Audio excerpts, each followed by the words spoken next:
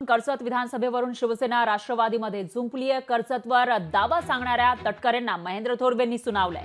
सुनील तटकरे 288 जागांवरही दावा करू शकतात असं थोरवे म्हणाले.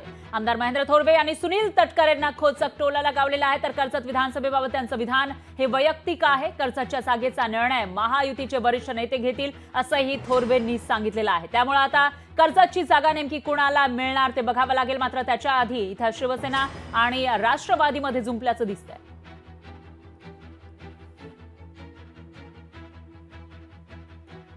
आम्ही चर्चा करतो आहोत, कारण या मतदारसंघामध्ये तर आहेच सगळे आपापल्या ठिकाणी.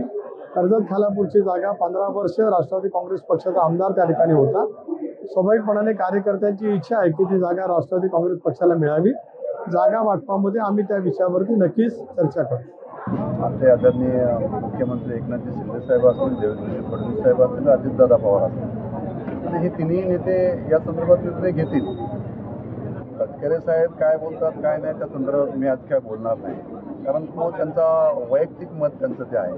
ते राष्ट्रवादी काँग्रेस पक्षाचे प्रदेशाध्यक्ष आहेत. 288 सीट पण मागतात, त्यामुळे ते 288 सीटवर पण लढू शकतात. ते त्यांच्या पार्टीचा निर्णय आहे.